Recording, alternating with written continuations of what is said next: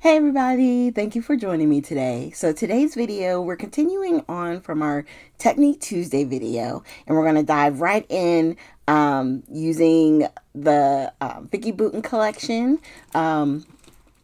Discover and Create. I'm just showing you some of the elements that we use to create the background that you see here on the bottom. So this is what we're going to do. We're going to start by making our own background, and I'm using the same speckled egg distress ink, or oxide ink, I should say, in the spray bottle. And we're gonna go ahead and start layering down. Now, the paper I'm using is Vicki Boutin's Foundations paper. It's the paper I highly suggest, especially if you want to do a lot mixed media. It can retain the water. There's warping, but it's very mild in comparison to other papers. So we're just spraying it onto our cellophane and then smushing using the technique that we did yesterday. And you can see you can place the plastic down, kind of move your fingers around, and it'll create more of an area where the ink is moving. And you can keep adding, really and truly you can. I decided that I'm going to do my speckled egg splatters right now with the background. And then what I do is I grab my roll of paper towels. I'm going to roll it along our background here. And that way it helps the splatters to kind of fade into the background. We're going to set that aside to dry. And we're going to clean up our table to get ready to start our project. So this is the photo that I'm using. It's me and my two friends, my best friends, Jessica and Beatrice. And we're going to be pulling out different items from Discover and Create to create a background on top of the mixed media that we just did. And I was feeling very warm and fuzzy this particular day because the cup I'm using with my tea that's in it was my mom's favorite mug. She used it all the time. And when I saw it, I was like, you know what? I'm going to use her mug today. So I was feeling warm and fuzzy. But we're just pulling out all the elements. So we have some of the paperies, some of the, what do they call them? Ephemera. We have the 6x8 pattern paper, which we'll probably use to back our photos. And then I have the sticker sheet, and what else do I take out? More ephemera bits, just things to go through and kind of see what we can add, what we aren't going to add, just to go through. Because a lot of these collections have a lot of stuff. I definitely want to use the brushes that I fussy cut out of one of the 12x12 papers. I had used two of them on one layout, and I had these two colors, and I was like, you know what? With the blues, it's going to work perfect. I'm like, let me use this. And I like that typewriter, so we may be using that. And then I'm just going through the paper repacks. Now, paper repacks, they're a little challenging to me. I know a lot of people love to use them. They're good for layering. They're so thin. And I know they're meant to be that thin, but it's just, there's a little bit of a curve, like a learning curve for me, I'm going to say. But I just took out a few things here and there. I started ripping one of the pieces, so I put that back down. I was like, I'm not going to do that right now. And then I love the feathers, but not for this project. And and you get like, I want to say it's like 2 or 3 of each one of these elements. Now I know, I don't know if this was one of the first paper repacks or if they changed it as they went along. But the stickers, a lot of them are on one sheet with multiple icons. So I know in previous ones, a lot of those stickers were separate. So I'm thinking this was probably one of the first ones they did. So I'm just putting up to the top there things that we may use for the layout. And there's certain elements that I like the circles, the splatters, stuff like that. So I'm going to put certain things up there. I'm just not sure. And I just want to make sure that, I'm not overwhelmed by everything being out, so I just pull out the stuff that I think I could get to work, for the collection. So I like that blue. So I'm thinking I'm going to put my photo on top of that. We have the sticker sheet. We have for the title. And then this particular sheet, I'm going to take the brushes off, the branding strip, and I'm going to cut it down. And then I'm going to start bringing our paper over. I did try and unwarp it a little bit so it would lay flat. And now I'm just going to keep trimming down my photo until I have a nice border around. And my thing is, if you're not sure on the size, then just go slow and take small bits off. Because if you cut too much too quick, it's a wrap, right? So I always try and I take a little bit off and then I measure, take a little bit off and then I measure. That's how it works best for me. Now, for what we're doing here, my idea is I want you to be able to see a lot of that background. You know what I mean? And as I was starting to lay things out, I realized that a lot of the background that's on the bottom, I don't, it's going to wind up being covered up. Okay. So what we're going to wind up doing, I don't think I do it right here, right now, but I will wind up flipping this so that a lot more of that big smushing technique will be at the top instead of at the bottom. And right now, I think I'm just looking through, yeah, I think I was looking through the 6x8. And then I was trying to decide, I think I want to do the brushes over here on the side. Yes. And then let's look through some of these. I decided no on that. I like the flower. And I like this, I slide it over because there's more room. And then that way it gives it a little bit of a breather between our focal image and photo to the brushes. And I can like create a little bit of space next to them. Yeah, I realize I like that better. And then we're just going to start layering some things. That's the one good thing about, like I said, the papery. The papery is nice and small and thin, so you can add it, and it looks like a lot of layers, but it's not going to be too bulky on your actual layout. And I have a mixture of papery and ephemera pieces. And like this color wheel, I turn it so that the colors I really don't want are underneath the typewriter, but you still have the blues and the greens. So that way it's like monochromatic, but not, because there are other elements, other colors in the things that we're adding, like the good things, like the buttons that I put down. And then we're going to grab, I decided to title this Our Crew. And I was going to put a number 1 up above me and these things. And then it would be sort of like our number 1 crew, something like that. Yeah, I like how that looks. So I'm thinking that that's how everything is going to kind of play out, okay? And I don't know why, but this really works for me as far as what I'm planning to do, what I'm trying to do. And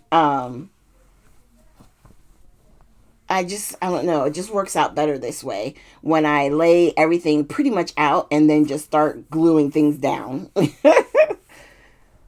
Let me know in the comments if you have a different way that you like to do, or you just tape and put down as you go and it is what it is, or do you like to plan? Sometimes I take a picture and then take everything off and look at the picture. Just tell me, what do you guys do? Another good thing or idea that we could have done is we could have put some foam tape under one of the ink splotchy things here that I'm inking up, and then that would have created some height difference. That's the good thing. Like if it's just going into your books or whatever, I mean, you can experiment with not die cuts, with foam tape, giving things different heights. You can use fun foam. You can still get that at like, your Walmart, your craft stores. And fun foam is thin, so it'll give a little bit of a height, but it's not going to be like so drastic. All right. Now I'm going to start by putting a little bit of tape on the top edge, a little bit of glue, and then we're going to attach the brush strip. And then we'll do the same thing on the bottom part. And I just really want a little bit out just so you can see the paintbrushes, right? Because that's tying into the paint dripping from the brushes on the right side. It's just another way to share that element. All right, a little bit of glue. I always use glue and tape. It helps me to move things around if I need to. If I don't put it on straight, if I put it on too crooked, it helps. Trust me, it helps. Okay, so we're just trimming up a little bit, just a little bit, because one of the cuts I made was a little wonky. And now we're going to go ahead and put this down.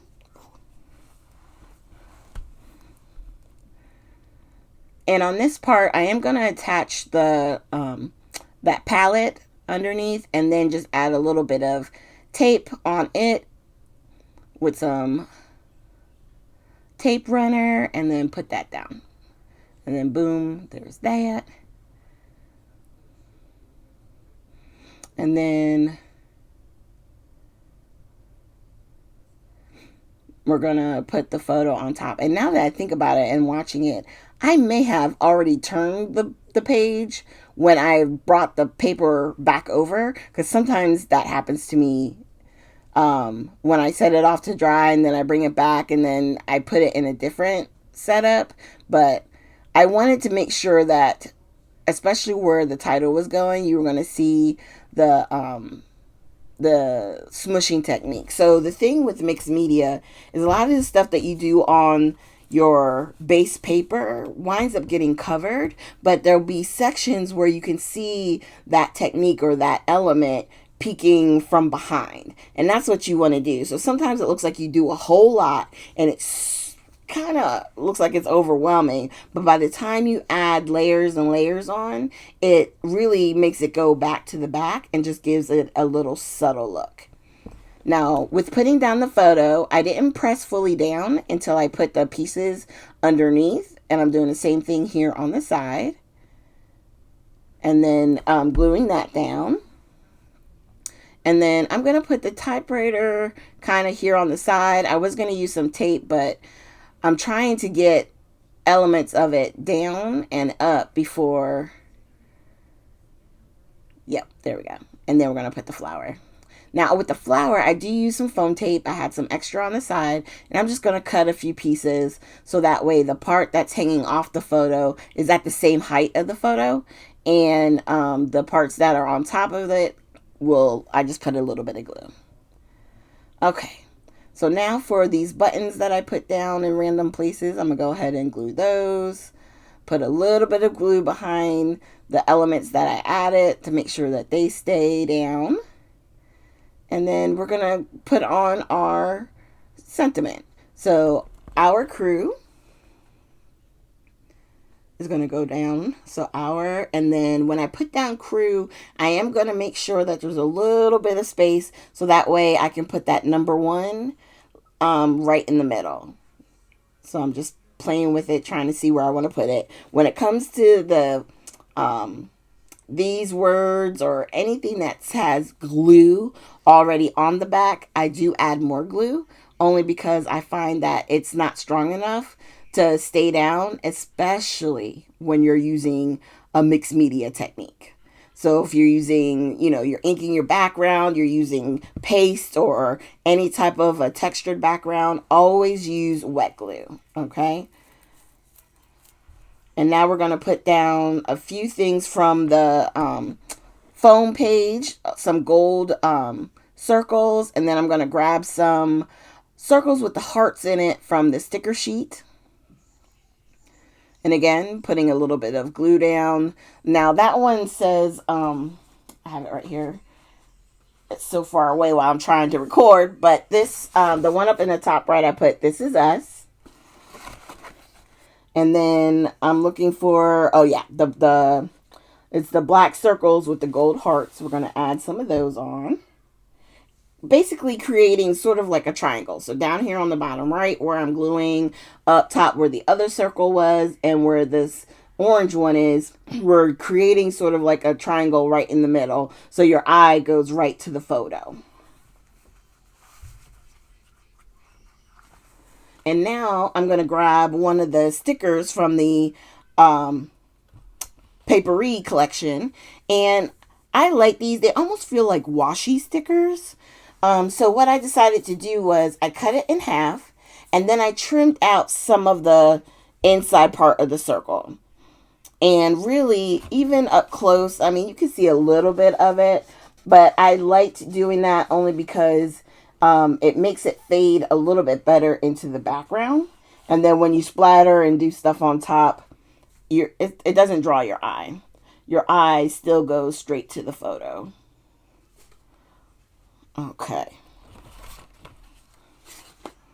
And then we're going to do the same thing. Oh, and with those, I do put glue on the back because I want to make sure even these little stickers are going to stay for longer than 2 seconds. So I put one at the bottom, one at the left, and now we're going to splatter. I like to do splatters. I find that for me, it's the end, the cherry on top. You hear me say that all the time, but I really do. And so what I like to use usually is like 2 neutrals and like something with mica or something with a little bit of shimmer. So my shimmer is the fossilized amber from the Distress Spritz.